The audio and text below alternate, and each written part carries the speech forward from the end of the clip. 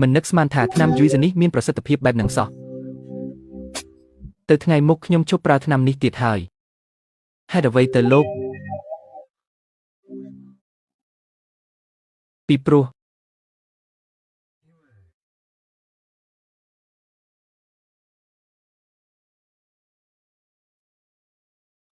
ខ្ញុំគេងមិនទាន់ស្កប់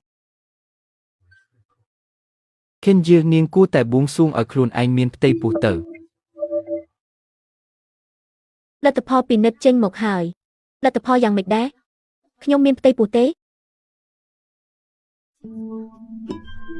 អត់ទេនេះជាឯកសារលទ្ធផលរបស់អ្នកតើរាងកាយរបស់ខ្ញុំមានបញ្ហាអ្វីមែនទេរាងកាយរបស់អ្នកគឺសុខភាពល្អណាស់ប្រសិនបើស្វាមីរបស់អ្នកក៏គ្មានបញ្ហាដែរនោះអ្នកអាចសាកល្បងក្បាច់ខ្លះដែលជួយឲ្យឆាប់មានកូនចាស់ខ្ញុំយល់ហើយអរគុណលោកគ្រូពេទ្យអ្នកដឹងច្បាស់ក្នុងចិត្តខ្លួនឯងហើយតើលោកចង់មានន័យថាម៉េច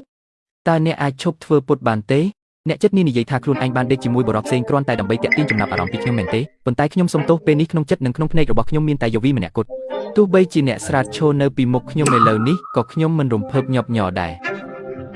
លោកយេងស៊ីវលោកពិតជាអំនួតហួសហេតុពេកហើយចាប់តាំងពីខណៈដែលខ្ញុំសម្រេចចិត្តមានកូនជាមួយអ្នកផ្សេងមកក្នុងចិត្តខ្ញុំគ្មានរូបលោកទៀតទេគឺលោកខ្លួនឯងទេដែលគុំមកគិតម៉ែម្នាក់ឯងនោះសង្ឃឹមថាអញ្ចឹងចុះខ្ញុំសង្ឃឹមថាអ្នកពិតជាអាចមានចិត្តស្ងប់ដូចទឹកអញ្ចឹងចុះលោកស្រីលូលោកយេងស៊ីវប្រសិនបើយើងលែងលះគ្នាតើមានថ្ងៃណាមួយដែលលោកនឹងស្ដាយក្រោយដែលធ្វើបែបនេះដាក់ខ្ញុំដែរឬទេ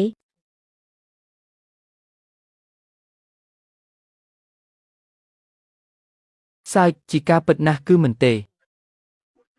ប្រសិនបើមិនមែនដោយសារលោកតាបង្ខំក៏ខ្ញុំមិនរៀបការជាមួយអ្នកដែរសុខភាពលោកតាពេលនេះកាន់តែដុនដាបទៅហើយអ្នកត្រូវតែមានផ្ទៃពោះក្នុងរយៈពេល1ខែបើមិនដូច្នោះទេរឿងឪពុករបស់អ្នកជាប់គុកវាមិនមែនជាភារកិច្ចរបស់ខ្ញុំទៀតទេលូជីងស៊ីវអរគុណដែលបានធ្វើបាបខ្ញុំយ៉ាងឃោរឃៅបែបនេះនៅពេលដែលខ្ញុំអស់សង្ឃឹមបំផុតប៉ុន្តែខ្ញុំសង្ឃឹមថាអ្នកនឹងមិនស្ដាយក្រោយទេមិនអីទេតែ1ខែទេមិនអីទេតែ1ខែទេ